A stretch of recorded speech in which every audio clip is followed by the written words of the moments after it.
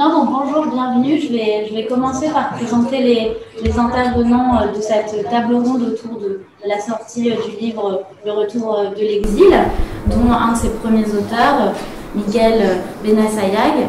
Bonsoir, vous êtes philosophe, psychanalyste, chercheur en épistémologie, vous êtes également un ancien résistant combattant guévariste et vous avez déjà signé de nombreux ouvrages dont Fonctionner ou exister, La fragilité et récemment La tyrannie des algorithmes. Bastien Cany, vous êtes journaliste dans la presse spécialisée. Vous avez également co-signé l'ouvrage dont nous parlons aujourd'hui, Le Retour de l'exil. Et enfin, Julien Brocard, vous êtes directeur des éditions Le Pommier. Je vais vous donner la parole pour que vous nous parliez d'abord un peu des éditions et comment s'inscrit cet ouvrage dans la ligne éditoriale de l'exposition. Merci beaucoup. Je ne serai pas très long.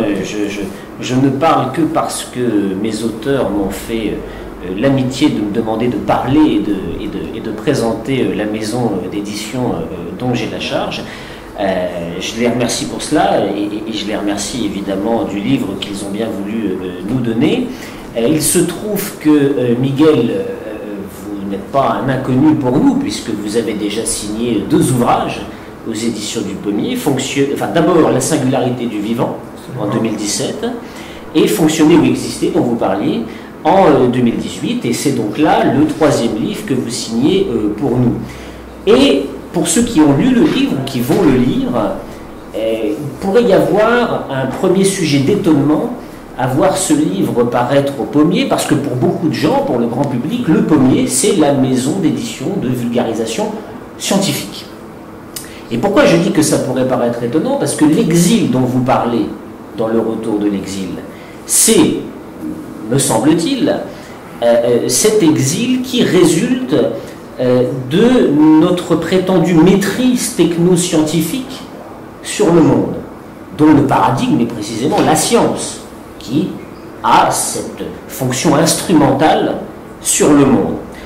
Donc, de ce point de vue-là, on pourrait penser que le Pommier est du côté de l'exil, parce que vulgarisation scientifique. Mais c'était sans compter, me semble-t-il, la complexité, la subtilité de la pensée de Michel Serres, qui a fondé les éditions du Pommier, comme vous le savez, sous le patronage duquel nous inscrivons le catalogue des éditions du Pommier depuis ses origines. Alors bien sûr, Michel Serres, c'est l'historien des sciences, le philosophe des sciences que nous connaissons.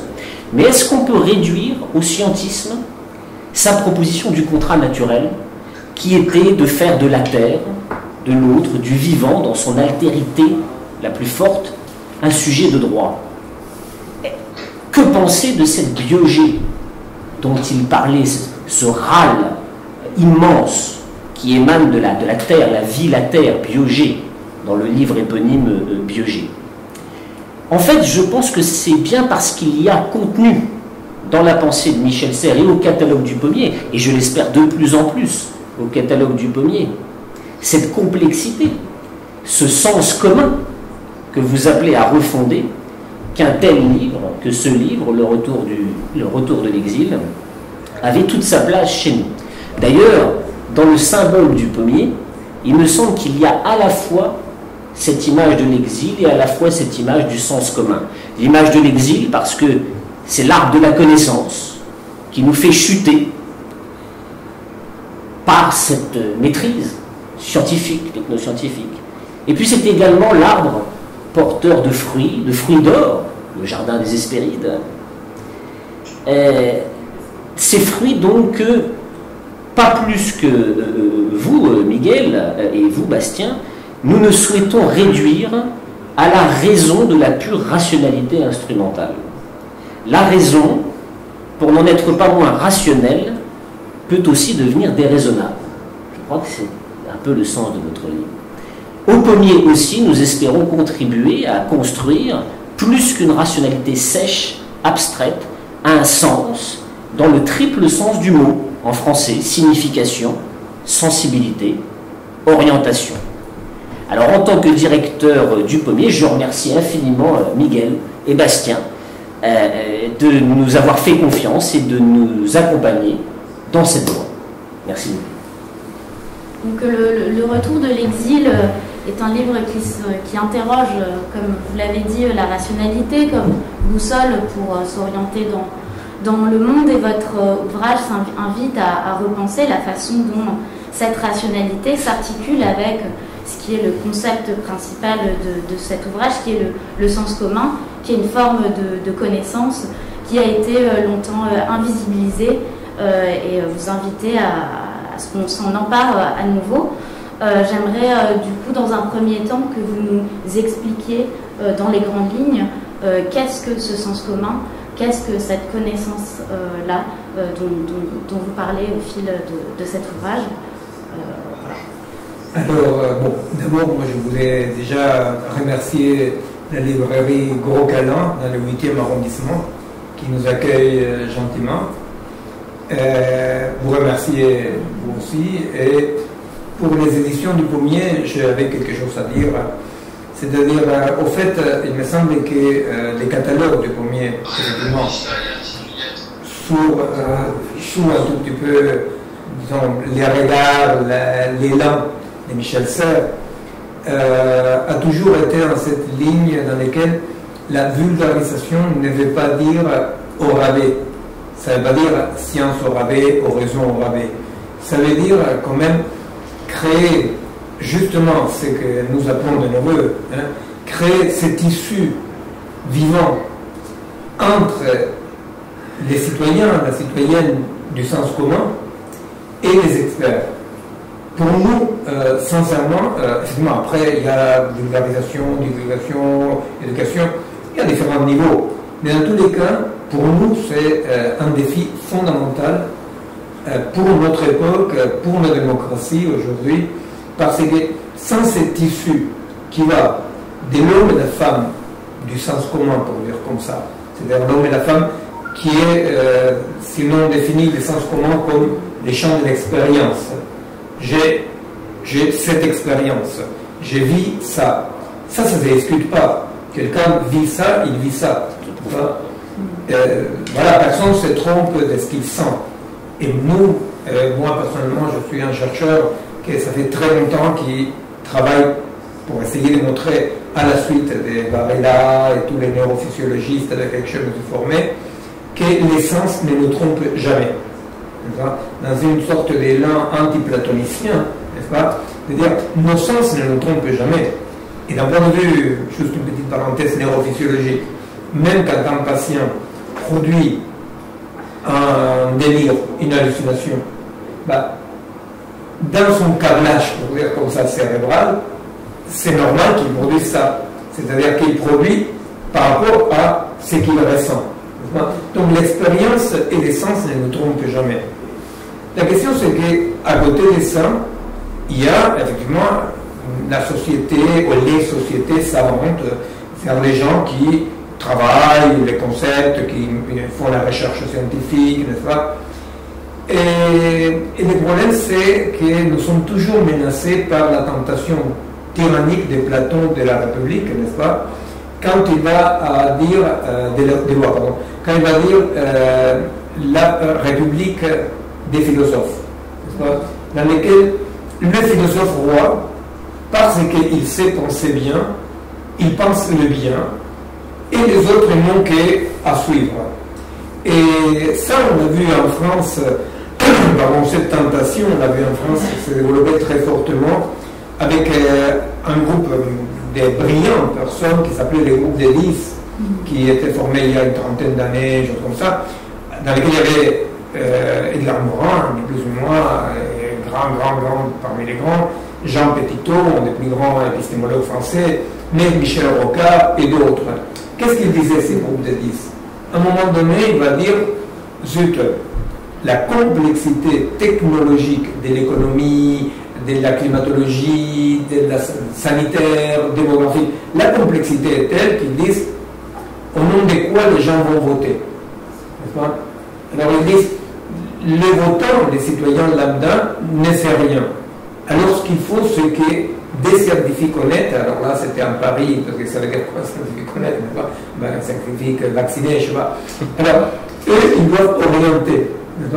Alors, tout notre travail, pas pas tout, parce que nous, on travaille aussi dans la recherche plus, disons, approfondie, mais tout le travail là-dedans, dans cette philosophie pratique, est effectivement d'essayer de lutter contre ce qui est en danger, qui est cette division platonicienne entre ceux qui se trompent parce que nos sens nous trompent, hein, c'est-à-dire qu'il faut se rappeler que pour Platon, les corps étaient un simulacre, hein, et la réalité était des archétypes. Alors nous on dit, non, effectivement, il faut voir quelle est la possibilité qu'entre les champs de l'expérience et les dimensions de l'expérimentation, il y ait, effectivement, je pense que c'est quand même, clairement, hein, je crois que c'est un tout petit peu une sorte d'engagement militant presque aujourd'hui, pas mal d'éditeurs qui continuent en croyant ce qu'ils font. Et vous avez une histoire avant aussi de divulgation du savoir, n'est-ce pas? Et je pense quand même qu'effectivement il y a un pari là-dedans de dire c'est possible de créer ce tissu et ce n'est pas vrai que les gens votent par rapport aux couleurs de la cravate dans les débats d'avant le deuxième tour. Mais vous remettez en cause cette division, cette distinction qui existe, mais ce sens commun que vous évoquez, ce n'est pas du tout un socle commun. Le socle commun, il implique une multiplicité de points de vue, de champs d'expérience. Pour certaines personnes, le sens commun, c'est d'être raciste, c'est d'être sexiste, c'est des points de vue qui peuvent être très radicaux. Et c'est quelque chose que vous n'abordez pas dans votre livre. Et du coup, je vous pose la question, est-ce que le sens commun, c'est pas quelque chose qui a été abandonné aujourd'hui dans le champ politique, au populisme, par exemple? Et est-ce que vous ne nous invitez pas à poser cette question et à élargir la question du champ, du sens commun? Et j'ajouterais que vous le distinguez du bon sens. Absolument, oui, tout à fait, tout à fait. Le bon sens, ça serait cet tissu que vous et nous efforçons de développer. Mais alors, je réponds ça. Non, c'est-à-dire, par rapport au sens commun, il est jeune, à cette heure-ci, normalement, il est au livre. Alors, par rapport au sens commun, effectivement, nous pouvons dire, il y avait de toute bonne volonté, il y avait une affiche que moi, ça m'a beaucoup impacté, disons, du Marap, qui disait « Un raciste est un homme qui se trompe de colère », disait. Et moi, je comprends la bonne intention pédagogique, etc. Mais à la fois, j'ai une expérience d'être un ressortissant du tiers-monde et donc d'être très vacciné contre le regard paternaliste qui dit « Tu te trompes, je vais t'éduquer ». N'est-ce pas? À vrai dire, un raciste est quelqu'un qui son expérience, quelle qu'elle soit, était formée de ça. Était fait de ça, dans son entourage, c'est-à-dire dans sa famille, dans des expériences comme ça. Alors, effectivement, le sens commun, c'est le premier genre de connaissance de Spinoza, c'est-à-dire je connais par quoi je suis affecté passivement. Alors, le mec, là, il est raciste, il vomit des horreurs, mais il ne se trompe pas, il est fait de ça. En revanche, effectivement, le sens commun est un champ de conflictualité permanente. Bon.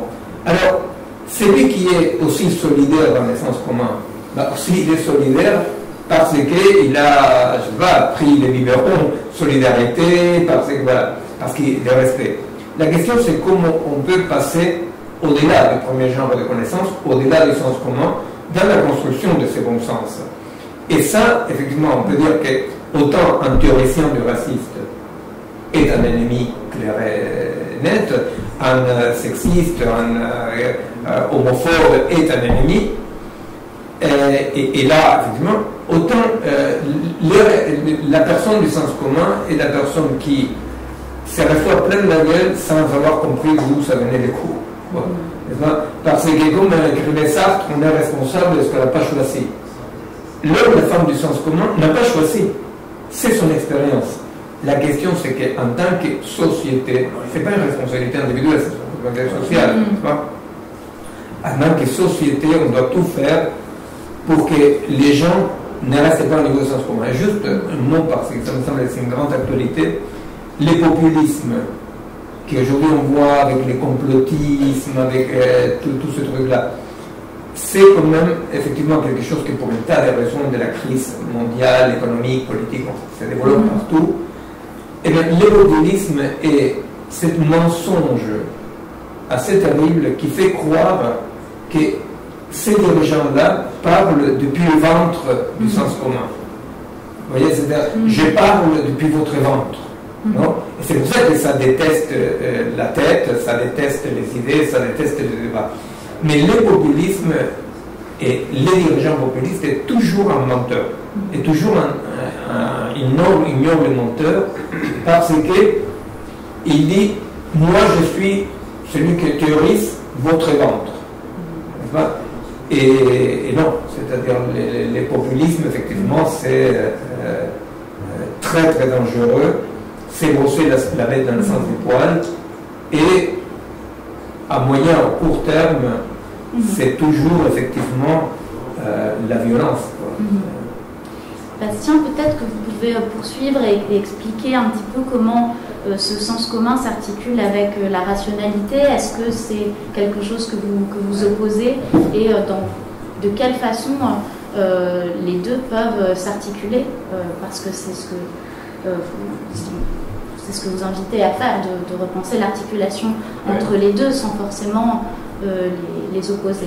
En fait, effectivement, je pense que le premier pas de ce bouquin, ça peut paraître presque idiot de le dire comme ça, mais ça a été presque de rappeler l'existence du sens commun et de le réhabiliter, non pas pour dire que le sens commun est porteur d'un socle commun, comme vous l'avez dit, ou qui serait lui-même porteur d'une harmonie naturelle, qui serait tout à fait trompeuse, comme Miguel vient aussi d'expliquer. Mais c'est vrai que pendant la pandémie, on a assisté à une sorte de radicalisation, c'est-à-dire que finalement, on a vu apparaître d'un côté, alors je vais éviter les analogies avec le discours politique, mais là, effectivement, d'un côté, les tenants de la pensée rationnelle, et tous ceux qui s'opposeraient, ou qui en tout cas, ou toutes les frictions que rencontrait cette pensée rationnelle, finalement, ont été classées dans la catégorie des obscurantistes. À tel point d'ailleurs qu'en juillet 2020, il y a un projet de loi qu'on cite dans l'ouvrage d'ailleurs, qui est, je trouve, assez symptomatique des mauvais rapports qu'entretient la rationalité avec le sens commun, un projet de loi qui constitue à créer une maison de la science. Et dans l'argumentaire qui accompagnait ce projet de loi, eh bien, il y avait, je ne sais plus exactement des termes exacts qui étaient employés, mais cette idée-là que la société française était traversée par des forces irrationnelles qui menaçaient le pacte social. Donc, oui, pire que ça, que le pacte social, c'était la rationalité. Tout à fait. Absolument. Tout à fait. Absolument. Donc, effectivement, et puis alors il y a un autre symptôme, moi je trouve aussi, alors ça que là je parle plus avec ma casquette de journaliste, on va dire, qui observe un peu comment dans les médias on voit apparaître comme ça des grands thèmes récurrents. Il y a eu tout un discours autour des biais cognitifs. C'est-à-dire qu'on a oublié le sens commun et on a dit, effectivement, tous les obstacles, toutes les frictions auxquelles se heurte la rationalité, c'est parce que finalement les gens n'ont pas le bon logiciel. Ils commettent des erreurs dans le traitement de l'information. Alors, loin de nous l'idée de dire que de nier la réalité des biais cognitifs, évidemment, mais par ailleurs, on a eu l'occasion, Miguel par ailleurs l'occasion d'écrire sur des phénomènes de conscience, effectivement, qui peuvent être trompeurs, qui peuvent nous inciter à déléguer notre responsabilité de façon totalement imaginaire. Mais finalement, le discours a été de dire, face, effectivement, aux difficultés, aux obstacles que rencontre la pensée rationnelle, la pensée critique, eh bien, il faut diffuser les bons messages, il faut utiliser, là, vous savez qu'actuellement au gouvernement, il y a toute une unité de spécialistes des théories cognitives qui abordent des nudges, qu'ils appellent les coups de pouce.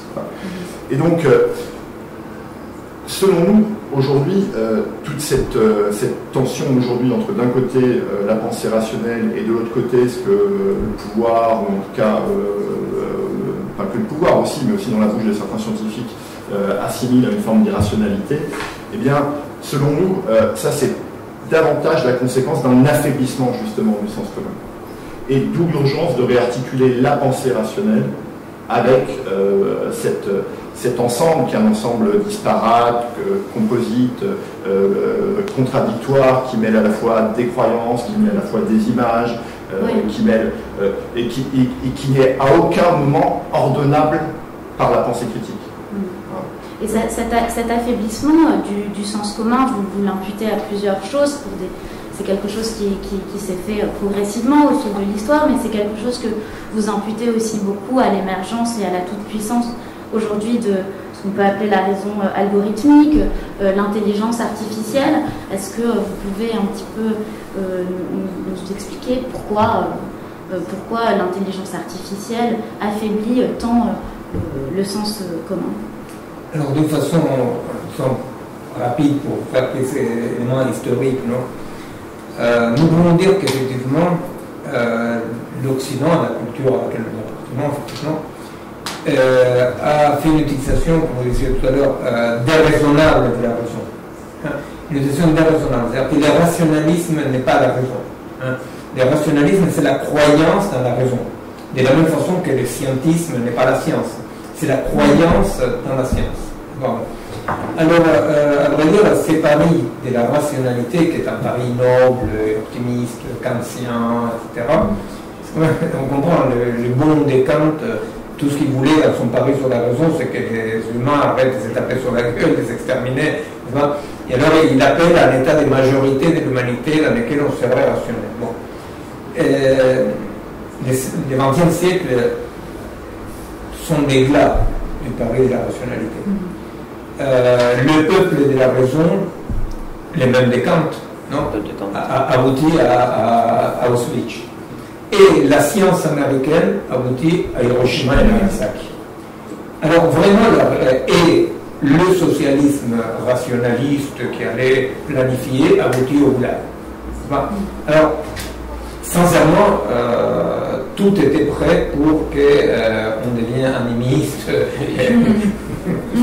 magique, la pensée magique. D'ailleurs, il y a eu un peu ça avec le New Age. Absolument. Tout à fait. Ça, c'était la version gentille. Il y a une autre version heureuse qui est, chez nous en Amérique latine, le retour de la dignité indienne, c'est-à-dire avec les cultures indiennes. Et il y a le fanatisme, le fondamentalisme violent, mais qui sont tous des signes, des symptômes de que la raison, l'idée de la rationalité, etc., s'est cassé la gueule. Au moment, effectivement, cet idéal rationaliste, parce que nous, on défend la raison, on défend une raison justement capable de connaître ses propres limites. Non Alors, au moment où le rationalisme se casse la gueule, et qu'effectivement on aurait pu tous s'asseoir comme ça, à fumer des hashish et chanter comme ça, tranquillement, et dire bon, tranquille, voilà les rêves de mes amis de la décroissance, ils sont des amis, effectivement. Et vous imaginez si je parlais comme ça de mes familles. Et alors, à ce moment-là, juste, il arrive au miracle, la cybernétique. La cybernétique, elle vient sauver l'idéal du rationalisme. Pourquoi? Parce que qu'est-ce qui avait loupé? Qu'est-ce qui avait pas marché avec la raison? La raison se situe là, à la terrasse, et que tout il y a encore avec des pulsions, avec la sexualité, avec la corruption, le vieillissement, il y a encore.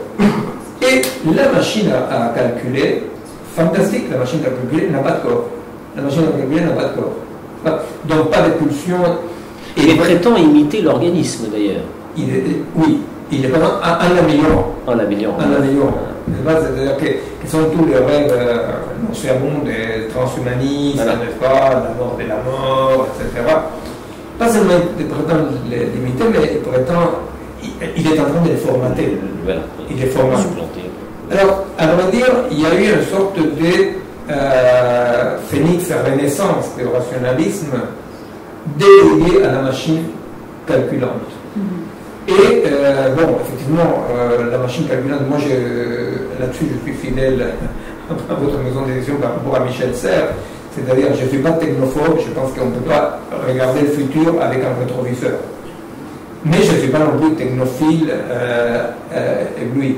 La question c'est qu'effectivement, pour le moment, la technique est en train de coloniser largement les vivants, sur tous les modes de dimension. Et que la culture, le vivant, les humains, on tarde à lancer une contre-offensive, non pas pour vaincre, mais pour arriver à une hybridation.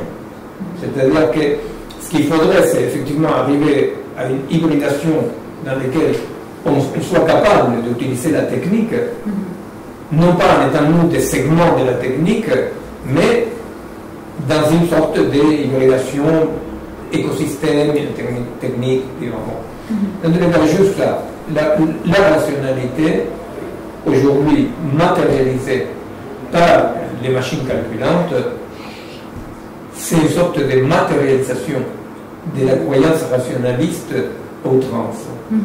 Parce qu'à vrai dire, un algorithme veut dire calculant. Vous imaginez que si Turing, le papa de la cybernétique, il disait même dans l'arithmétique, pas tout est calculable. Vous imaginez chez les vivants, dans la culture. Alors donc, le problème, ce n'est pas la machine. Le problème, c'est vraiment la façon d'utiliser la machine qui fait que nous, on devient de plus en plus dominés, intoxiqués par la calculabilité dans l'évaluation permanente. Et cette croyance, elle est très fragile. Vous parliez du retour du New Age après la Seconde Guerre mondiale. Aujourd'hui, dans le contexte de pandémie, on assiste à un retour des formes d'astrologie et d'un nouveau New Age qui prouve encore une fois que cette rationalité-là s'effrite aussi peut-être. Et paradoxalement, le seul salut qu'on attend de cette période, c'est précisément la maîtrise technoscientifique. Bien sûr, le vaccin, ce sera là. Bien sûr. On n'en sort pas, quoi. Globalement, c'est certain que la dissémination rapide du monde numérique et des technologies numériques participe de la virtualisation et de la déréalisation de la vie. Et donc c'est dans ce sens-là, effectivement, en tout cas ça va dans le sens d'un affaiblissement du sens commun. Le sens commun étant très étroitement lié à l'expérience des corps. Et justement, lorsque aujourd'hui on évoque beaucoup les fake news, les théories des complots, la théorie du complot, c'est selon nous le symptôme d'un affaiblissement du sens commun. Alors on répond en disant il faut modifier le logiciel, il faut effectivement un autre logiciel pour traiter l'information, alors qu'au contraire, le problème ne se situe pas à l'étage de la conscience, c'est précisément parce que c'est des informations qui arrivent à l'étage de la conscience qu'on a selon nous, cette explosion un peu de théorie du complot, de populisme, etc.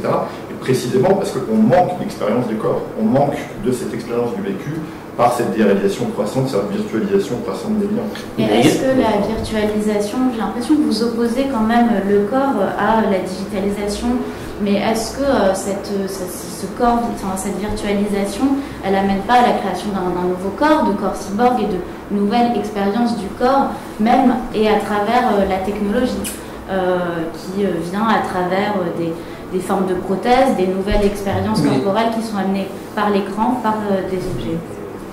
Non, pas du tout. C'était tout à fait.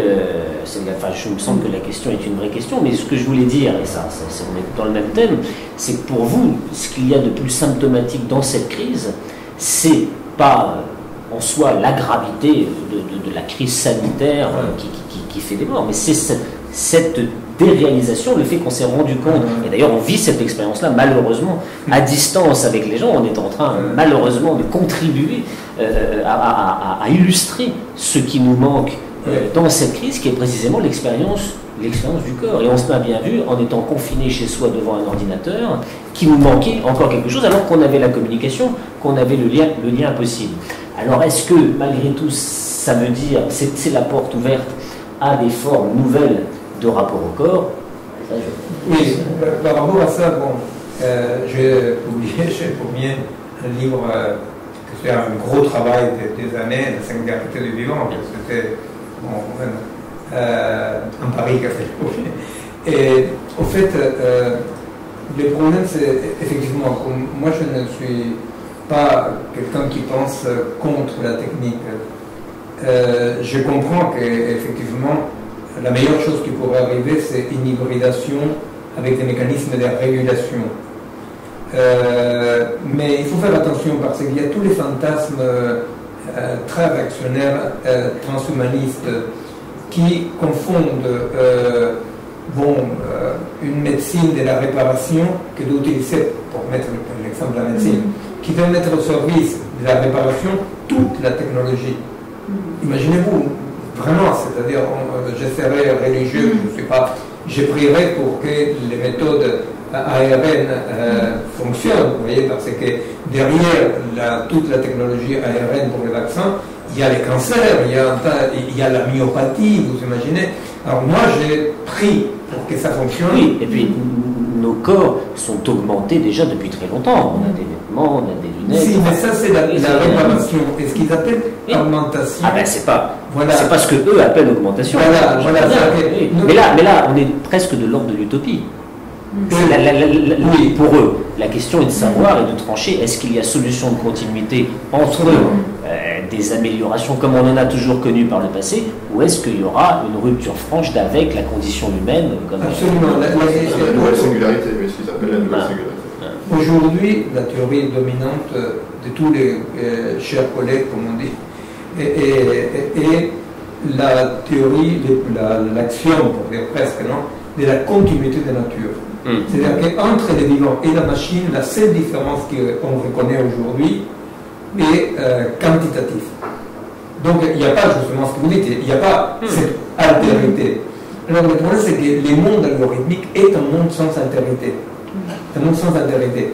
Alors, de ce point de vue-là, mais bien entendu que si nous restons dans une vision organique, ça veut dire quoi vision organique? Ça veut dire que les vivants n'est pas transitif à l'utilité pour quelque chose. Je ne peux pas évaluer les vivants par rapport à quelque chose d'extérieur. Les vivants, c'est son propre objectif. La vie a comme objectif la vie, déployer la puissance de la vie. Le problème avec l'augmentation, c'est que l'augmentation se fait au nom de quoi? Au nom d'une grille extérieure, qui est bien entendu productiviste, financière, etc. Alors, moi je pense qu'il y aura des changements mais énormes du mode de vie sur la planète. Et plus encore, c'est-à-dire, ça me fait la peine pour tous mes amis que j'aime bien de la décroissance, de mouvements que je comprends et qui sont très intéressants, des critiques radicales à la technologie, mais sincèrement, avec toute l'amitié que je leur porte, moi je pense que si nous n'arrivons pas à une utilisation raisonnée de la technique, les problèmes et les grands défis pour la vie sur la planète, on n'arrivera pas, vous comprenez? On ne peut pas désinventer la bombe atomique, à partir du moment où elle existe. Voilà. La question c'est qu'est-ce qu'on fait avec la fission nucléaire, d'autres, n'est-ce pas? Donc l'idée c'est un peu ça. Je tiens à dire parce que c'est drôle, c'est une petite parenthèse bête des philosophes, non? C'est qu'à vrai dire, même les heideggeriens les plus obscurs, vous savez, les heideggeriens sont des gens comme ça ils font la gueule d'abord et après ils demandent pourquoi. Mais même les heideggeriens les plus purs, s'ils lisent de la mère Heidegger, la mère Heidegger il dit ça. Il faut pouvoir utiliser la technique au service des vivants. Il ne dit pas de l'homme, mais enfin. C'est-à-dire qu'effectivement, c'est-à-dire que quand on regarde la menace qui se pointe devant nous, non? C'est-à-dire tous ceux qu'on a eu la bonne idée de se reproduire, on se dit qu'est-ce qu'on fait à nos enfants, n'est-ce pas? Je crois quand même que oui, c'est-à-dire cette haute technologie, nous devons conquérir cette haute technologie à d'autres fins. Parce que pour le moment, elle bloque, comme vous le dites, notre capacité à agir.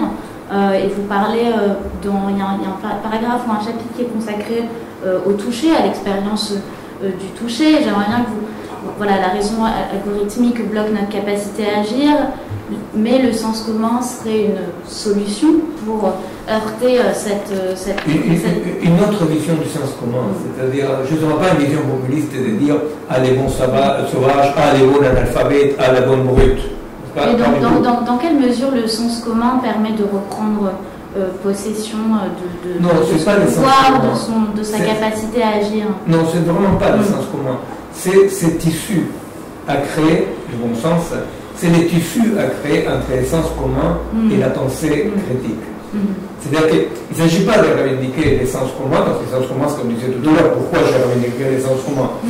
Chacun son sens commun. Et dans le livre, peut-être que vous pouvez parler d'un exemple qui est assez parlant de cette articulation entre la pensée critique et le sens commun. Vous parlez des comportements addictifs. Peut-être vous pouvez donner un exemple aux gens qui nous regardent pour bien comprendre de quoi il s'agit, je ne sais pas. Oui. C'est lui qui est addictif. Oui, je crois qu'on évoque, et là je parle de mémoire, donc Miguel, tu complètes. Je crois qu'en plus, c'est plutôt un exemple qui vient plutôt de la pratique psychanalytique ou psychiatrique, en tout cas, effectivement, du type de rapport qui va s'établir entre un thérapeute et un patient alcoolique. Effectivement, on distingue, alors, pour le coup, Miguel est mieux placé que moi pour évoquer mais je continue, tu me corriges. Mais effectivement, il y a, la pratique veut qu'il y ait une sorte de contrat, c'est bien ça, hein, qui soit passé entre le thérapeute et son patient, un contrat qui consiste pour le patient à exprimer rationnellement genre son désir de mettre fin à son addiction, parce qu'il est en mesure de comprendre rationnellement qu'en faisant cet effort-là, il va accéder à un bien supérieur, tout simplement. Sauf qu'effectivement, ce que ces pratiques parfois ignorent, pas tout le temps, Miguel tu préciseras, eh bien c'est que entre la pensée rationnelle, ce qui va exister en tant que effectivement compréhension rationnelle de la maladie, et la réalité de cette pratique, il y a un fossé, il y a une distance qui est justement là où se loge le sens commun. Oui, la question c'est que pas dans le psychanalyse, dans la psychiatrie, on a vu se développer ce qu'on appelle la thérapie des contrats. C'est-à-dire qu'arrive mon patient alcoolo, toxico, etc., et je fais un contrat avec lui. Alors effectivement, comme la base de la croyance rationaliste dit qui pense bien, pense le bien. C'est ça qui s'est cassé, effectivement, hein, parce que il y avait beaucoup de gens qui pensaient bien le mal. Ça, on ne savait pas.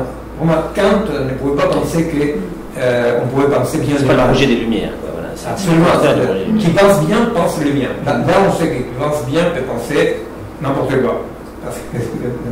Bon, alors, il avait des patients, on les disait, bon, mais écoute, tu sais bien, tu continues à te chuter, tu continues à boire, tu meurs. Tu veux mourir? Ah, non, non. Ou tu vas être gravataire? Non, je ne vais pas.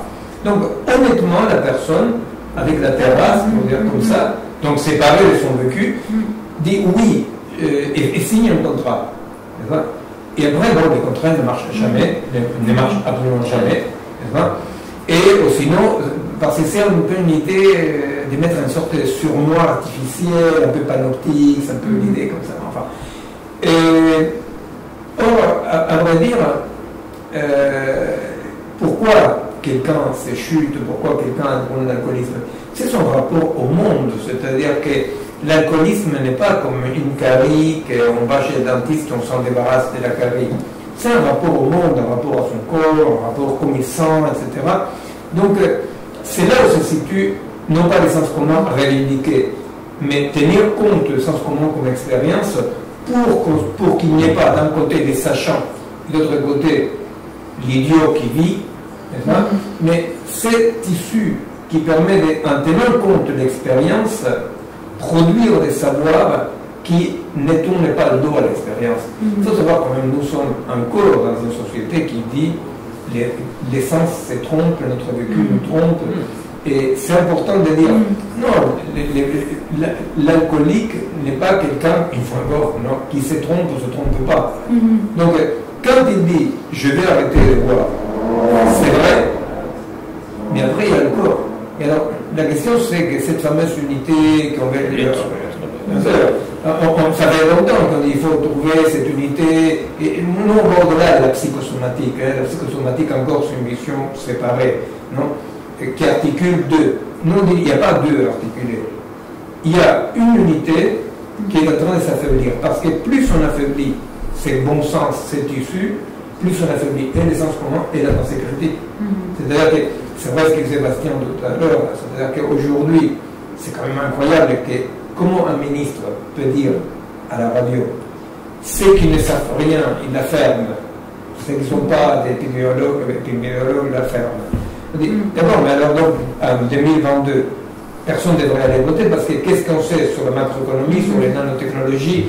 C'est-à-dire que c'est vraiment la République, la techno-république, c'est-à-dire la res technique qui remplace la res publique. Alors, il y a une urgence pour montrer que s'attaquer en permanence comme ça à ces tissus qui unissent l'expérience avec l'expérimentation. Il y a un autre exemple qui ne figure pas dans le bouquin mais qui est intéressant, que tu connais Miel, c'est un exemple qui est donné par Gramsci dans les cahiers de prison, où il évoque un intellectuel qui effectivement parle avec un paysan et lui démontre, utilisant des arguments rationnels et très convaincants, la non-existence de Dieu. Et qu'est-ce que dit Gramsci? Il dit, fort à parier, que le paysan, qui peut effectivement accepter d'un point de vue rationnel la démonstration de cet intellectuel, il y a de fortes chances que le lendemain il continue de prier et de se rendre à la messe. Parce que dans son point de vue des corps, dans son point de vue existentiel, il n'y a rien qui va lui permettre de créer un rapport ontologique avec ce savoir. Par rapport à ce que la question de l'articulation entre pensée critique et sens commun, l'enjeu est là justement, dans cette capacité à créer un rapport ontologique avec ce savoir. Pour que l'information, c'est ça qu'on a tendance à croire que parce qu'une information est juste, parce qu'elle est vraie, elle va ordonner la situation, la réalité des situations dans lesquelles les gens vivent. Or, elle doit être incarnée dans un corps. Exactement, c'est-à-dire, cette information, elle doit être, d'une certaine manière, elle doit passer la barrière de compossibilité qu'incarne le sens commun. Et c'est vraiment une histoire de degré de consistance. Le vrai n'a pas la consistance, une information vraie, avérée, y compris scientifiquement vraie, n'a pas la consistance pour conformer la réalité dans laquelle vivent les gens. Cette réalité, elle renvoie à un soubassement beaucoup plus large que le nom désigne le sens commun et qui mêle encore une fois des croyances, des hypothèses, des images qui forment ce qu'on appelle l'étoffe de la situation. Et les gens vivent dans le sens commun. Oui, un autre exemple de l'Église, moi je suis un vieux de la vieille des soins palliatifs en France, de vue des soins palliatifs. Et au fait, on a vu arriver cette théorie, un peu cette tendance, un peu de l'information, il faut dire la vérité, non? Alors on voit par exemple aujourd'hui dans les consultations un psychiatre qui dit « mais vous êtes psychotique, monsieur ». C'est un peu bizarre de dire à quelqu'un, parce que s'il est psychotique, à quoi bon lui dire? Et s'il n'est pas psychotique, il ne faut même pas le dire. Parce qu'un but psychotique, c'est pas comme cette table elle est là. Est une nosographie, c'est comme si. Ça, c'est comme si. Bon. Dans le soin palliatif, je disais, est arrivée cette tendance de dire comme ça. Et alors, ils disent Monsieur Dupont, vous allez mourir bientôt. Mais vous allez mourir bientôt. C'est pas une vérité, c'est une information avérée, on peut dire.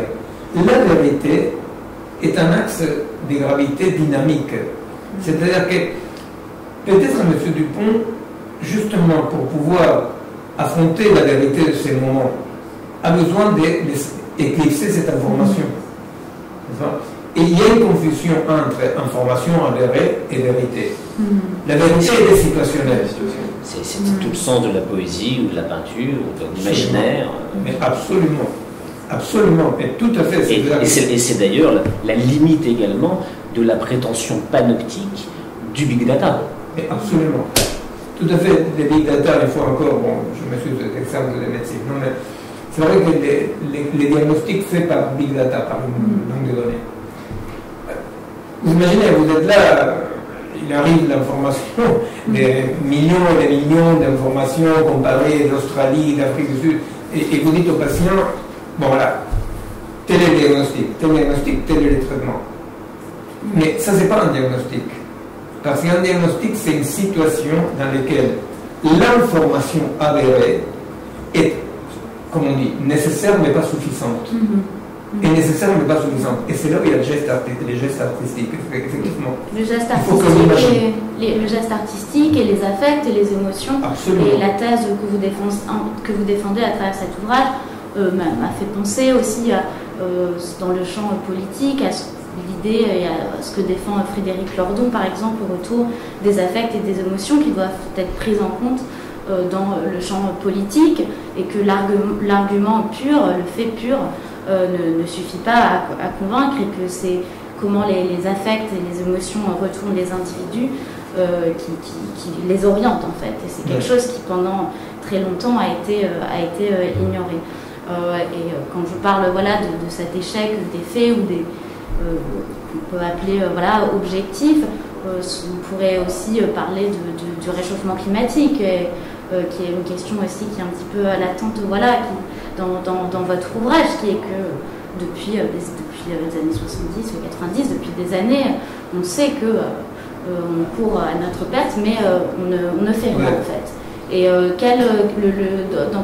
et c'est lié à l'affaiblissement du sens commun, peut-être, et je voulais savoir voilà, quelle était votre opinion. C'est que nous, on travaille depuis longtemps dans une hypothèse de recherche qui est la différence entre information, qui arrive à la terrasse, comme ça, et compréhension. Or, il s'avère, pour dire rapidement, que l'information, pas seulement ne provoque pas d'agir, mais inhibe d'agir. Or, la compréhension est justement cet savoir qui s'incorporise, qu'on expérimente. C'est embrasser, hein, comprendre. Absolument. Analyser n'est pas comprendre. Hein, absolument, absolument. Cette compréhension, effectivement, effectivement, elle est toujours source d'agir. Source d'agir, parce que, voilà, je suis là-dedans. Alors, c'est drôle parce que pour les gens de ma génération, en Amérique latine surtout, on a connu tellement de luttes pour l'information libre, l'information libère, etc. Et on se dit, non, attention, il faut filtrer l'information parce que toute information, tout excès d'information qui ne passe pas par aucun type d'expérience, pas seulement ne provoque pas d'agir, mais l'inhibe. Et le problème, c'est ça, c'est qu'on est dans une sorte de inondation d'informations apocalyptiques et réelles, fidélignes, digne de foi, sur les désastres écologiques, par exemple. Et plus on est informé, plus on n'agit pas. Et on dit, mais comment déclencher l'agir? Il n'y a pas de déclenchement de l'agir sans que des gens, dans des groupes, dans des expériences concrètes, comprennent de quoi il s'agit, qu'ils comprennent de quoi il s'agit. Peut-être, pour une partie de la population, cette crise sanitaire signifie la première fois que beaucoup de gens qui étaient dans la croyance individualiste se rendent compte qu'un être vivant est un nœud de lien. N'est-ce pas? Que c'est pas vrai que je fais ce que je veux, tu fais ce que tu veux, mais tu payes les conséquences. C'est-à-dire qu'il y a un truc dans lequel cette liberté néolibérale, individualiste, peut-être à prendre un coup parce qu'on se rend compte qu'on est lié. Le problème, c'est que les gens se rendent compte qu'on est lié comme en pâtir, comme quelque chose dont ils veulent s'en débarrasser. Et c'est drôle parce que c'est la fameuse phrase de Spinoza quand il dit les gens se croient libres parce qu'ils ignorent leur chaîne. Non?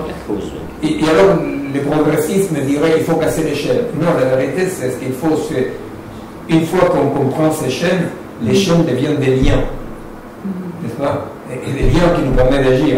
C'est-à-dire que l'opposition, ce n'est pas chaîne ou non-chaîne. L'opposition est chaîne ou lien. N'est-ce pas? C'est-à-dire que je peux expérimenter ce que je vivais comme chien, comme chaîne, je l'expérimente comme lien, là c'est l'agir. Et ça, c'est le défi aujourd'hui. C'est-à-dire que plus personne ne peut nier qu'on est lié à je ne sais pas quelle bête là, dans un marché de la Chine, n'est-ce pas, qu'on est lié, qu'il y a un lien, qu'on est lié. La question, c'est comment est-ce qu'on pourra transformer cette je suis lié, je suis enchaîné, à je suis lié, donc agir. Et qui modifie les liens aussi. Et est-ce que vous pensez que la crise, le Covid, en nous rappelant à notre existence, à notre corps, va nous permettre de prendre conscience de ces liens?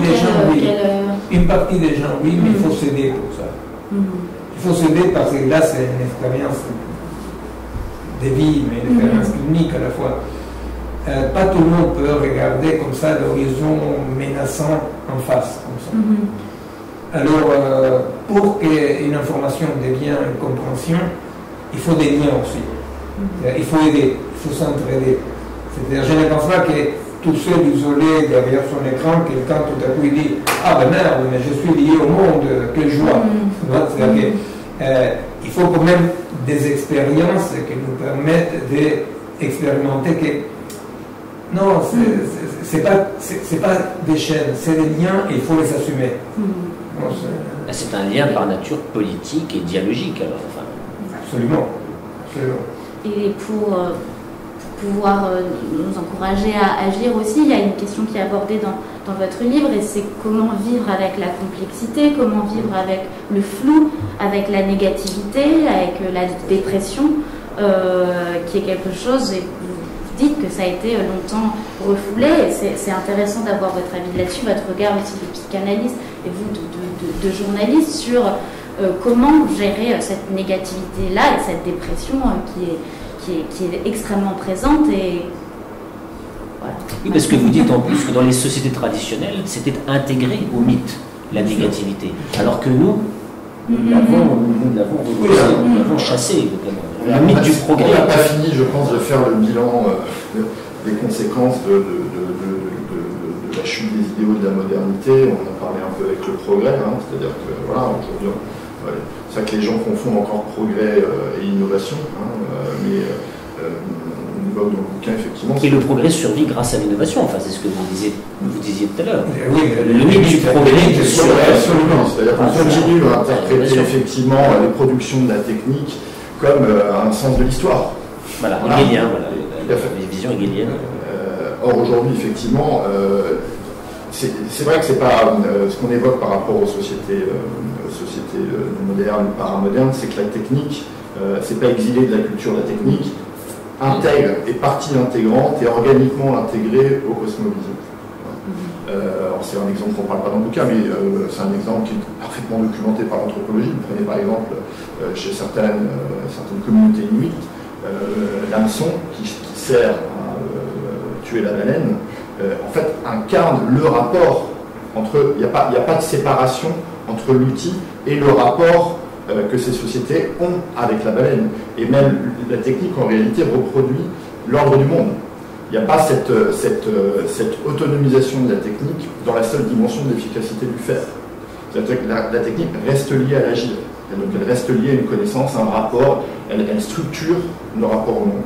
Sauf que là, la technique qui structure nos rapports au monde, mais elle le fait sans que nous-mêmes, on ait conscience effectivement à quel point cette technologie est en train de complètement, finalement, de nous exiler. Voilà, de nous exiler. Il est terrible, il n'arrête pas de donner des exemples qui sont pas les Pardon. Justement, ça donnera envie d'être. Et simplement pour finir, effectivement, enfin, je pense que l'hypothèse qu'on pose dans le bouquin, c'est que effectivement, on ne répondra pas au défi de la complexité depuis le seul point de vue de la pensée clinique. Clairement, et vous évoquez... Non, juste par rapport à ce que vous disiez tout à l'heure, à moi, il me semble vraiment qu'on est dans un moment historique très spécial, dans lequel les gens souffrent beaucoup. Et c'est vrai que, bien que j'étais en temps toute ma vie quelqu'un de très engagé, j'étais toujours quelqu'un qui, par rapport il n'y a qu'à, il faut que, et le regard moralisant du commissaire politique m'a toujours revenu. Parce que je pense qu'il faut quand même un peu accepter la fragilité. Bon. Alors, les gens vont mal, et comment on fait avec cette dépression, comment on fait, on sait tous, grosso modo, que même quand la question sanitaire s'est un peu réglée, il y a à régler la question économique avec ce que ça signifie. Donc, les gens vont mal. Alors, moi je pense qu'on est dans un moment dans lequel, pour pouvoir rester debout, il faut au moins deux choses. D'une part, il ne faut pas confondre le bonheur avec la joie. La joie, c'est agir, j'agis. Je suis là, j'agis, je vis, n'est-ce pas? Le bonheur, c'est quelque chose de plus pacifique comme ça. Alors, moi je crois qu'à des moments comme celui-ci, nous ne pouvons pas baser notre éthique et notre agir sur une nouvelle promesse. On ne peut pas dire, suivez-moi, je vous promets que l'après sera comme ci ou comme ça. Je pense qu'on est dans ces moments très graves, vraiment, dans lesquels l'éthique doit se baser sur le présent. C'est-à-dire, nous devons faire ce qu'il faut faire maintenant, sans promettre rien à personne ni à nous-mêmes. Nous ne devons pas reconstruire une promesse pour que les gens croient. Nous devons construire un mode d'agir dans lequel on protège les gens, qu'on se protège les uns aux autres. C'est-à-dire que, moi je veux vous dire, mon expérience, les gens ils en ont marre à la fin, mais c'est vrai que mes années de prison m'ont appris plus que mes doctorats et tout ce que j'ai pu dire, dans m'ont formé. Quand j'étais plusieurs années en tôle, j'étais très jeune, c'était la tôle en Argentine sous la dictature, on tuait les gens, là, dans la prison, on torturait. C'est-à-dire que moi, j'avais des petites responsabilités, bien qu'étant jeune, dans la résistance. Eh bien, moi, je me suis rendu compte qu'on ne savait pas si on allait sortir vivant. Et le plus probable, c'est qu'on ne sortait pas. Mais pourtant, ce n'était pas pareil de faire tout et n'importe quoi que de maintenir une certaine discipline, une certaine éthique, une certaine fraternité entre nous. On avait créé une sorte d'université, on apprenait tous les savoirs, souhaités partagés, parfois en morse, n'est-ce pas? Or, la question c'était, je ne sais pas qu'est-ce qui va devenir. Ce que je sais, qu'est-ce qu'il faut faire maintenant. Et ce qu'il fallait faire maintenant, c'était éviter que les copains deviennent fous, éviter que les copains collaborent, éviter que les copains s'espèrent, éduquer. Il y avait des paysans qui rentraient en alphabet et qui sortaient en parlant de physique quantique, par exemple, parce qu'il y avait l'élite était en tôle. Et donc, il y a une éthique qui est une éthique profonde de qu'est-ce qu'il faut faire maintenant, qui n'a pas besoin d'une promesse. Parce qu'elle est une certitude, c'est-à-dire c'est clair et net. Alors, ce qu'il faut faire maintenant, c'est ça. Il faut se protéger et protéger. Protéger contre la folie, protéger contre les désespoirs et agir. Et la vérité, c'est que quand on agit, il y a quelque chose d'un bien immédiat. Alors, quand les gens disent « je suis malheureux », si, on peut être malheureux. Mais ce n'est pas ça le défi. Le défi, c'est on peut agir ou on ne peut pas agir. Et la vérité, c'est que pas seulement on peut agir, mais on doit aider aux autres à qu'on puisse agir. C'est-à-dire de créer quelque chose de commun, quelque chose comme ça, voilà, c'est d'inné quelque part, de pouvoir s'aider à passer ce moment. Parce qu'un après, il y aura. Mais cet après, qu'on ne peut pas prévoir ni prédire, dépendra de ce que l'on refait maintenant. Mais cette façon dont on doit agir dans le présent, vous le dites dans le livre, c'est une façon aussi de vivre avec la complexité. Et vous parlez du rituel, j'en reparle un petit peu, parce que vous dites que c'est une interface où justement il est possible de négocier avec cette opacité-là. C'est un espace où on peut gérer la cohérence, la non-cohérence, et où on peut ne pas refouler ces aspects de négativité-là. Les rituels, vous les insérez, vous en parlez dans des sociétés qui sont, vous dites, traditionnelles. Est-ce qu'il manque des rituels justement dans les sociétés? Est-ce que ici... Je n'irai pas, par exemple, comme beaucoup de gens aujourd'hui, je ne suis pas d'accord d'aller acheter des rituels en plastique exotiques, non? Moi, je pense que l'idée de ritualiser, ça commence par quelque chose de très concret, qui est se désaliéner du temps de la machine. Vous savez, quand on dit les temps s'accélèrent, les temps ne s'accélèrent pas. Les temps ne s'accélèrent pas. C'est-à-dire que biologiquement et culturellement, toute accélération ne fait qu'écraser les dimensions du vivant et de la culture. Alors, justement, une chose, c'est casser ces feedbacks permanents. Donc, c'est ping-pong avec les informations, avec la peur, avec qu'est-ce qui va devenir, n'est-ce pas? Et c'est là où je dis qu'il faut s'aider. Parce que les gens tout seuls ne peuvent pas faire ça. Il faut qu'on arrive à penser ensemble, à prendre les temps. C'est-à-dire, la seule urgence, c'est de prendre les temps. Sortir de cette réaction d'urgence sous la menace. Alors, par rituel, aujourd'hui, on ne va pas construire en plastique des rituels, on ne va pas ré-ritualiser la société. Il faut savoir juste que d'un point de vue biologique, les rituels ont une certaine consonance avec le rythme biologique. Alors, la rupture, l'écrasement des rituels implique l'écrasement des rythmes biologiques et de la rupture. Mais on ne peut pas créer des rituels. Le début de ça, c'est donner le temps. C'est-à-dire que la première résistance aujourd'hui, parce que vous voyez, c'est-à-dire qu'il y a les populistes, il y a les technocrates, que tous nous pressent. Et justement, il faut dire, c'est peut-être pas le moment de se presser. C'est peut-être le moment de pouvoir réfléchir, pouvoir donner son accord éclairé, comme on dit, n'est-ce pas? Et pour ça, il faut aider les gens. Et ça passe par, c'est un petit peu la conclusion du livre, ça passe par des actions qui sont locales. Oui. C'est-à-dire qu'il faut prendre le temps, et cette aide-là ne peut être que locale. Local. Proche de l'expérience, quoi. Proche de l'expérience. Après, un échange. C'est-à-dire, nous, dans les collectifs qu'on anime, effectivement, il y a des rapports avec un peu tout le monde. Mais ces rapports, ces échanges doivent être des échanges à partir des expériences.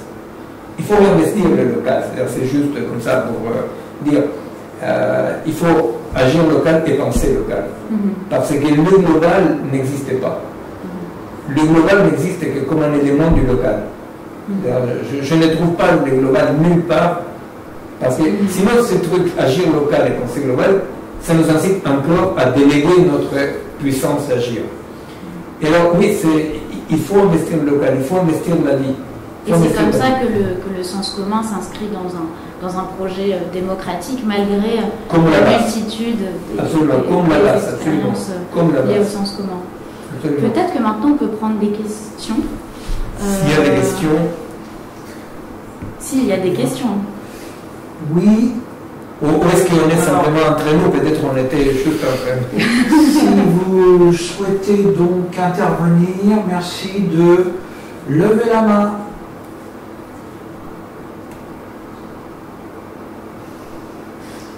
Alors pour l'instant, je n'ai pas de demande. Personne ne souhaite intervenir? C'est parce que toutes les questions pertinentes ont été posées. Hein. Bon, mais c'est ça. Exactement. C'est fini. Toujours pas de demande de prise de parole?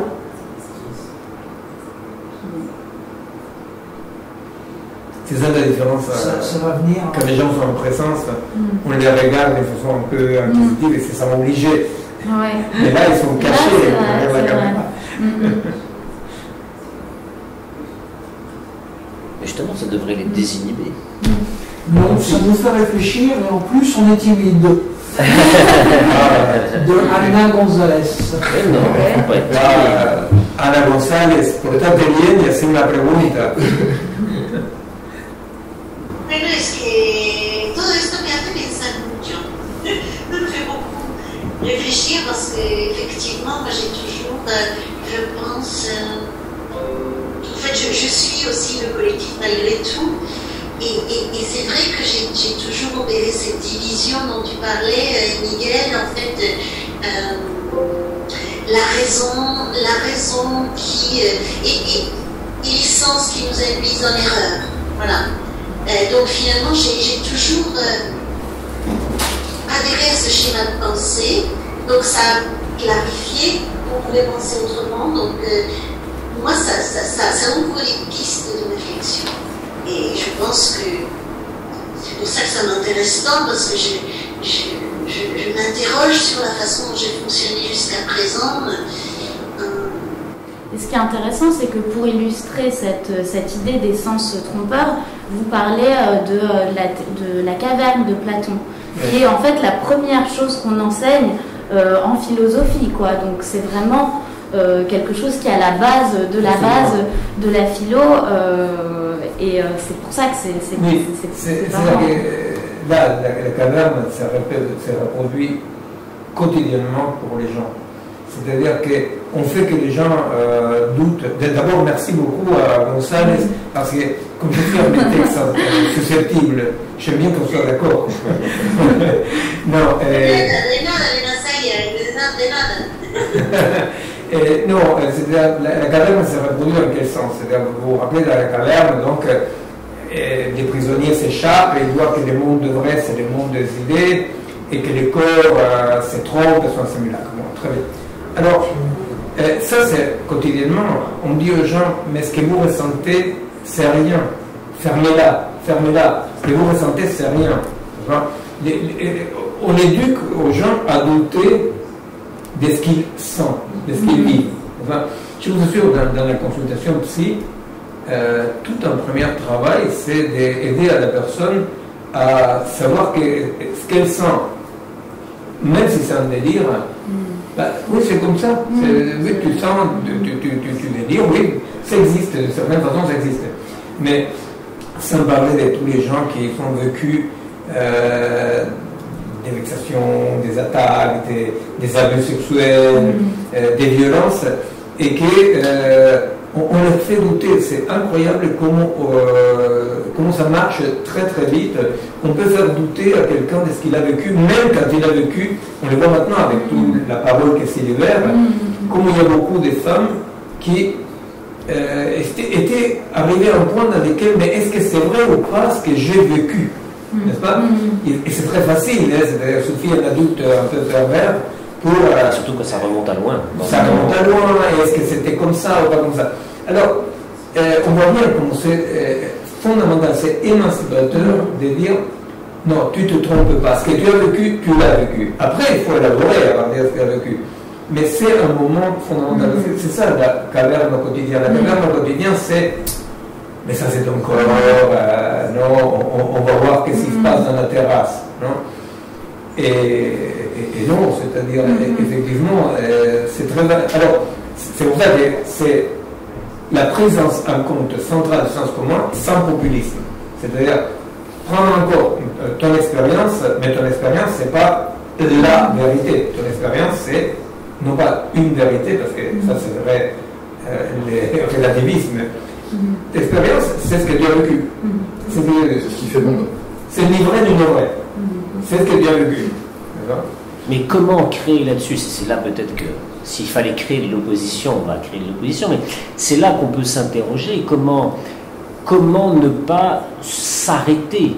Comment ne pas être autant de monades? La subjectivité, si on ramène l'expérience, c'est la subjectivité. Oui. C'est aussi le sujet qui dit, moi je suis indigné par ça, je ne comprends pas que tu ne le sois pas aussi, il y a quand même une généalogie à ce rationalisme-là, c'est la modernité, la rencontre de l'autre, d'autres formes qui nous échappent, et parce qu'on a peur de ne plus pouvoir se comprendre, se parler, on chapeaute tout ça d'une rationalité. Vous voyez ce que je veux dire? Parce que comment on sort de cette opposition des sens, au fond?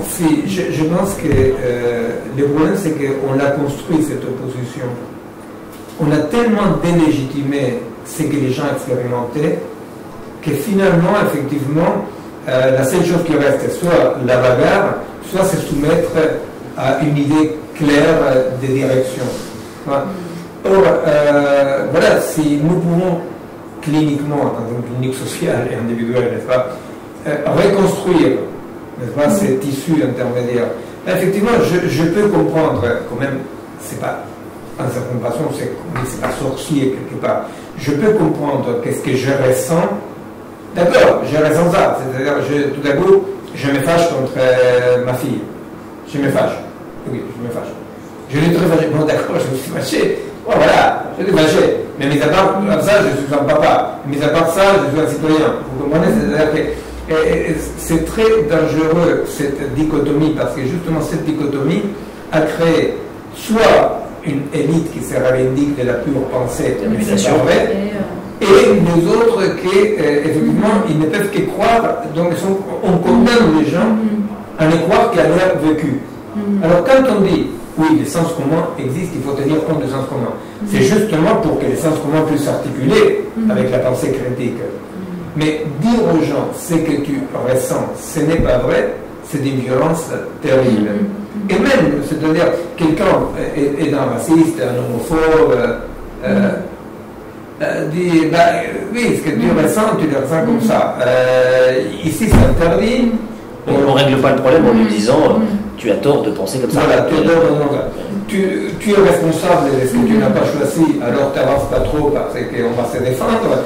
Mais, vous voyez, c'est-à-dire il faut essayer de ne pas abandonner les gens qui ont leur vécu immédiat avec la haine de l'autre qui croit savoir ce que j'ai dans la tête.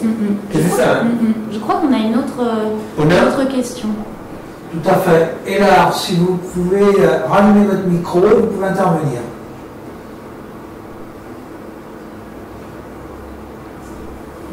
Votre micro est toujours fermé.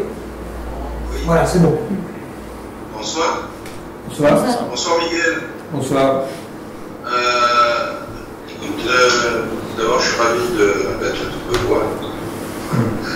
Je crois que s'il n'y a pas de questions, c'est parce qu'on est tous tellement touchés parce que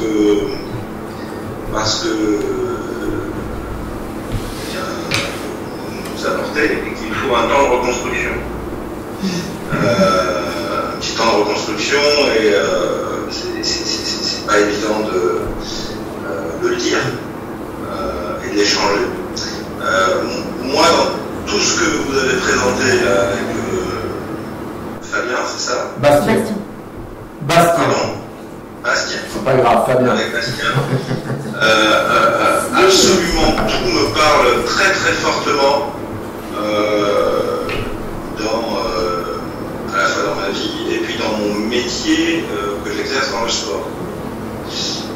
Donc absolument toutes les notions, tous les concepts font vraiment appel à des choses très très fortes et très contemporaines.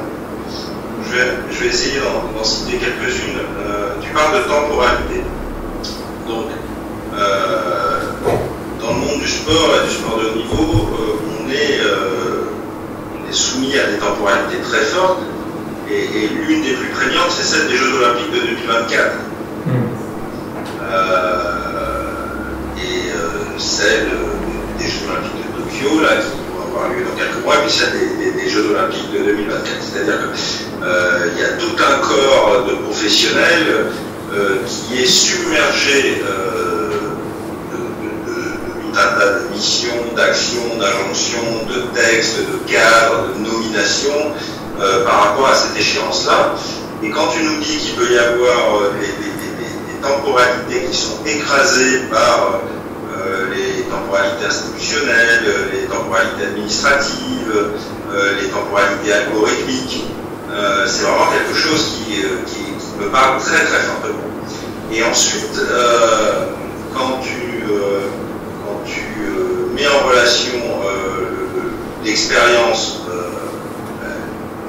des hommes avec le monde technologique, le monde de l'artefact, eh bien c'est aussi quelque chose qui a beaucoup de sens pour moi, parce que justement dans la perspective de la préparation des Jeux Olympiques de 2024, eh bien il faut savoir que le ministère des Sports a octroyé une somme de 20 millions d'euros, ce n'est pas rien quand même, 20 millions d'euros.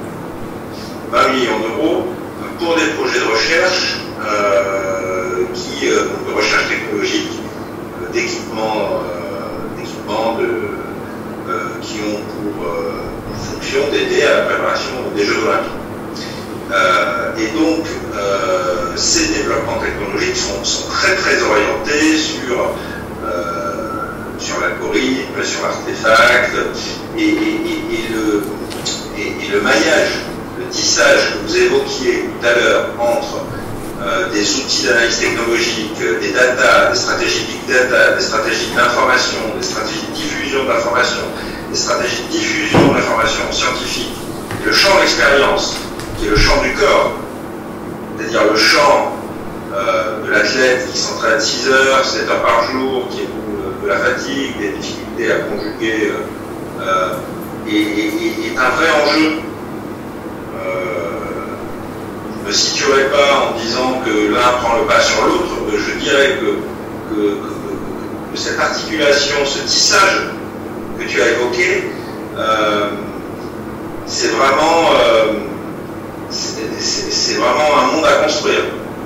C'est-à-dire entre tu vois, imagine, toi tu travailles dans le domaine de la psychiatrie, imagine qu'il y ait 20 millions d'euros qui soient consacrés à des projets de recherche sur la psychiatrie, et que l'enjeu ce soit de parvenir à construire le tissage entre chaque praticien avec chacun de ses patients et puis le domaine de la recherche.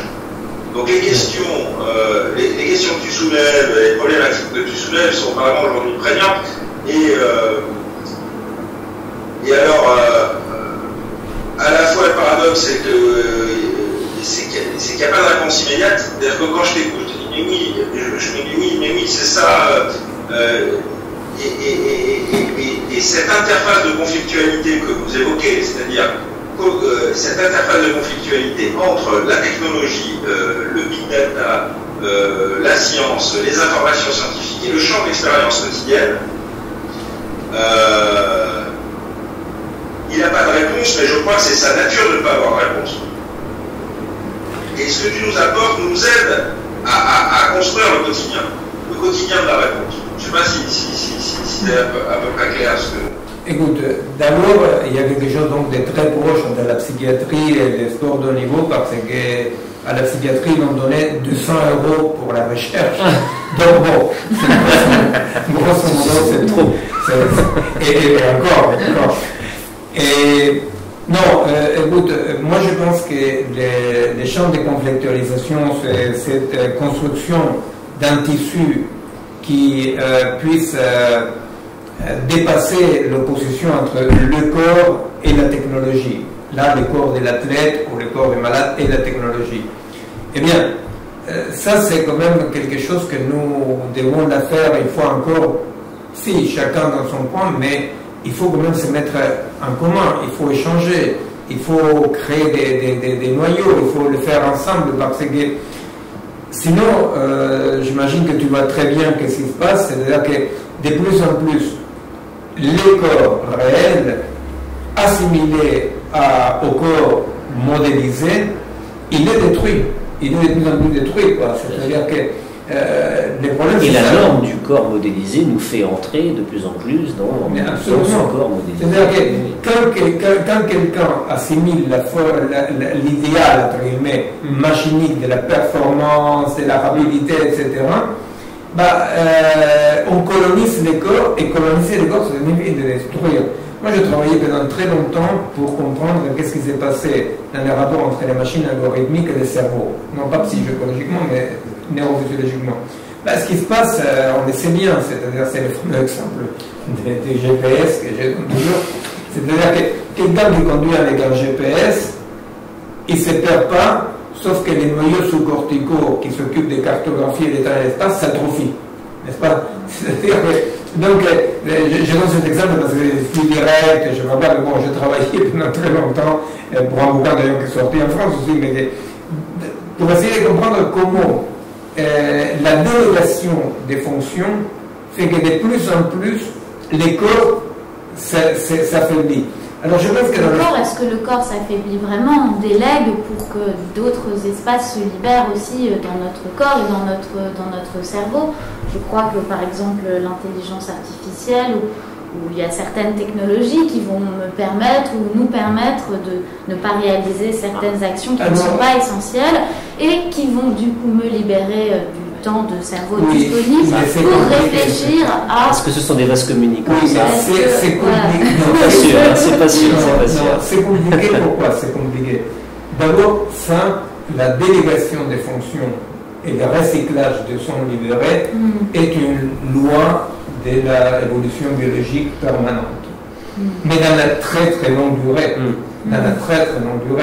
par exemple l'écriture a colonisé des zones qui s'occupaient par exemple de la chasse, des signes, voilà, n'est-ce pas, à travers 3000 ans. Et aujourd'hui, une bonne partie de la planète est analphabète et la plupart de la planète est semi-analphabète. Okay.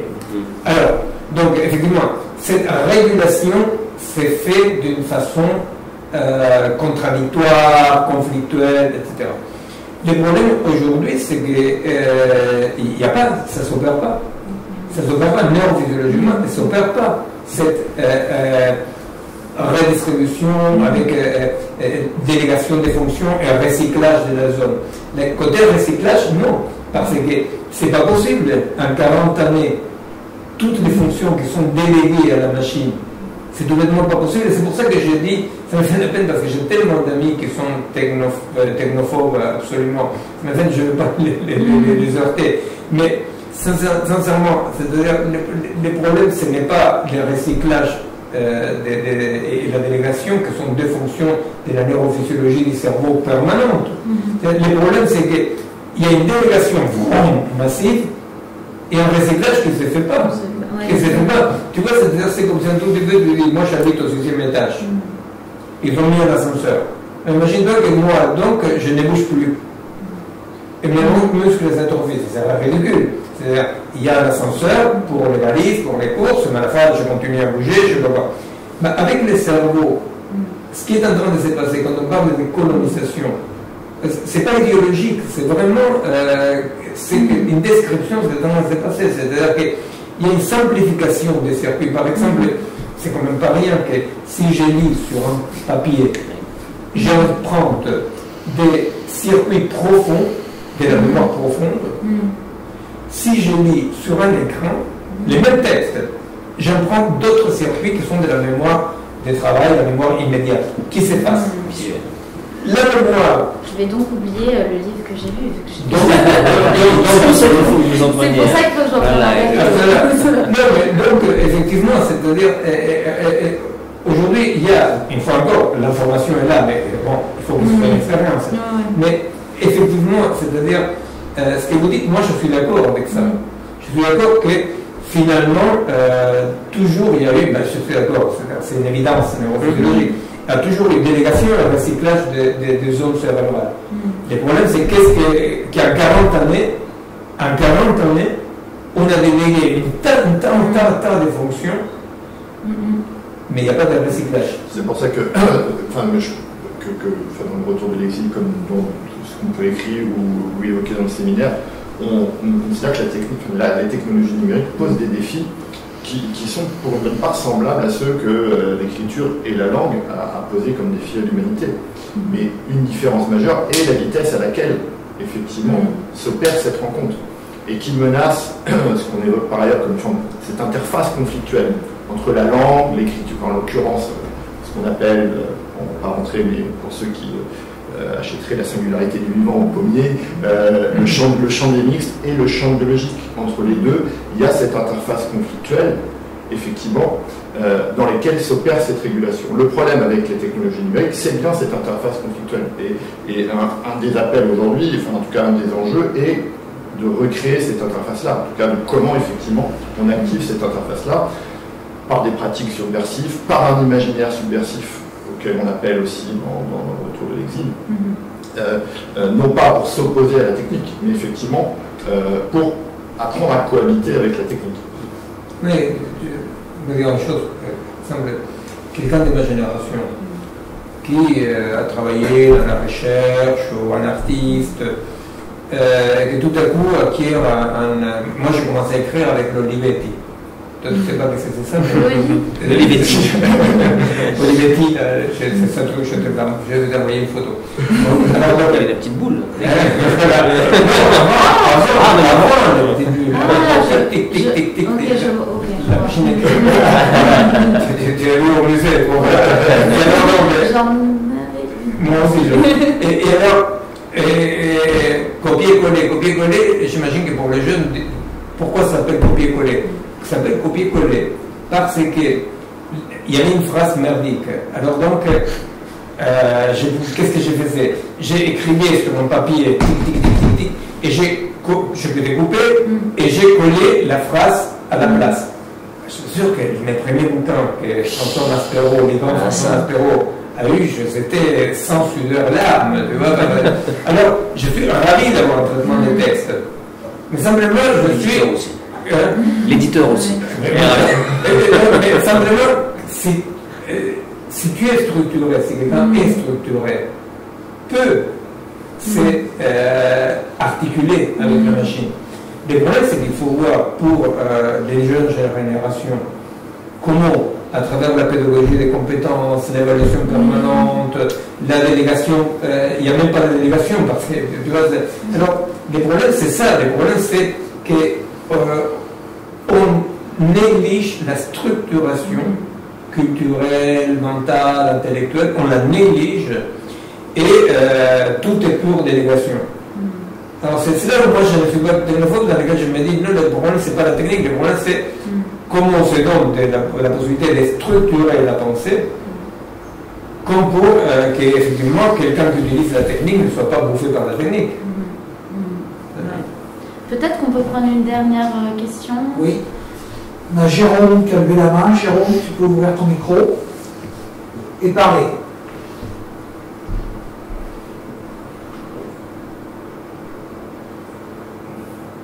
Allô? Oui, c'est bon. En fait, j'ai une question que je ne maîtrise pas trop bien, hein, je sais quand même. C'est lié à un livre de Baptiste Morisot que j'ai lu il n'y a pas longtemps. Et dans ce livre-là, il se posait la question. Ah, ton micro a été coupé, Jérôme. Tu poses la question. Là, c'est bon. C'est bon, là? Oui. Le livre, vous voyez, la pratique du pistage, en fait, comme une façon de résoudre le problème qu'il y avait entre d'un côté la raison, d'un côté, et le côté et la nature de l'autre côté, où quand on fait du pistage, on doit être à la fois dans la nature, qui n'est pas juste quelque chose qu'on voit comme quelque chose d'extérieur à soi, et la pratique du pistage qui était quelque chose qu'on pratiquait avec des hypothèses, on essayait de comprendre des choses qui n'étaient pas forcément visibles, mais qui étaient cachées dans l'environnement. Et lui voyait un peu cette façon de pister, une façon de revenir en fait, c'est deux choses. D'un côté, la nature, d'un côté, une sorte de recherche scientifique dans la forêt. Et il prenait l'exemple par exemple d'un médecin qui doit ausculter son patient. En fait, il a le corps qui est présent devant lui, mais il est face à quelque chose qui est non représentable, qui est caché dans ce qui se passe dans le corps, et le médecin peut faire des hypothèses sur ce qui se passe dans l'intérieur du corps. Et donc la question que je me posais, c'est est-ce que dans cette recherche de lien entre d'un côté la raison et d'un côté ce que je ressens personnellement, est-ce que par cette pratique du pistage, de recherche d'indices et d'hypothèses sur quelque chose qu'on essaie de comprendre, est-ce que ça peut aller dans ce sens-là? Je ne sais pas si je traduis bien sa pensée. Écoute, le pistage, moi je pense que oui, que tu traduis bien sa pensée. Mais la question c'est, le pistage, on peut l'appliquer aussi à la lecture d'un bouquin. C'est-à-dire que si on comprend qu'un écrit et la langue, c'est pas juste une communication, n'est-ce pas? Je lis un bouquin, je dis mais pourquoi, mais qu'est-ce qu'il dit, mais pourquoi il dit, mais à quelle époque, n'est-ce pas? C'est-à-dire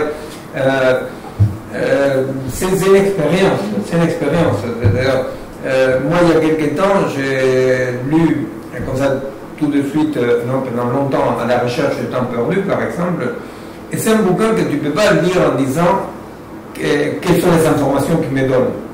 Parce que, si par exemple, à la recherche, on met des informations qu'il donne, on fait un tout petit, je sais pas, 10 pages, on dit, bon voilà, c'est un mec, il a réussi à ça, et ciao, et voilà. Et donc, le pistage est vraiment, pour reprendre la question de rite, est le début d'une sorte de ritualisation de notre rapport au monde et à soi-même, n'est-ce pas? C'est-à-dire de prendre le temps. Les pisteurs chez nous, ce sont des Indiens ou des gauchos qui marchent comme ça, et ils voient un truc, toi tu ne vois absolument rien, il dit oh ici il est passé, non, moi je suis un comte de Buenos Aires, alors on rigolait avec ça, n'est-ce pas, parce qu'ils regardent de l'herbe et une petite branche et ils disent oh ici je sais pas quoi, et j'étais dans une région qui s'appelle Tucumán à l'époque de la résistance, je sais pas quoi, il y avait des Indiens comme ça et nous les malins de Buenos Aires on rigolait parce que il lisait des trucs, n'est-ce pas? En fait, il prenait le temps, quoi, et c'était son expérience. Et cette pratique du pistage, en effet, elle est très intéressante parce qu'on parle dans des livres théoriquement du maillage et de l'interconnexion des formes des êtres du vivant. C'est une idée qui est abstraite, on a beau la penser très fortement, on la pense et on la conçoit vraiment quand on l'expérimente. Et la pratique du pistage, effectivement, de voir je ne sais pas, une petite crotte dans un chemin, et ça veut dire, ça acte d'une présence, c'est-à-dire que quelque chose est passé, ça veut dire que le loup, je ne sais pas, a mangé un certain type de baie à un certain moment, et ça permet de faire effectivement toutes ces connexions-là et d'intérioriser et d'avoir une connaissance incarnée qui est cette connaissance dont vous parlez dans le retour de l'exil. C'est ce que nous on appelle la dimension perceptive commune. Oui, ça relève de cette dimension-là, de même que lorsque en Amazonie des Indiens effectivement sont capables, ne serait-ce qu'en entendant l'aboiement de leur chien, d'être capables de décrire quel type d'animaux sauvages ils ont rencontrés, ça participe de la création de cette dimension qu'on appelle, notamment dans perceptive commune. Et c'est vrai qu'il ne faut pas, je pense, prendre ça comme s'il y avait une interprétation, un décodage. Hein. Ça a à voir effectivement avec ce phénomène de transduction, c'est-à-dire que ça joue une compréhension qui est organiquement intégrée des processus, des contextes et des écosystèmes. Et je pense que c'est à partir effectivement de cette compréhension intégrée qu'on sera en mesure d'assumer une pensée et un agir depuis le vivant, depuis cet ensemble qu'on a mal nommé la nature. Et c'est dans cette dimension du sens commun que s'opèrent ces couplages. Et le pistage, à mon avis, renvoie à ce type-là aussi de création de couplage, en tout cas qui ne relève pas de la pure dimension de la communication et de la traduction.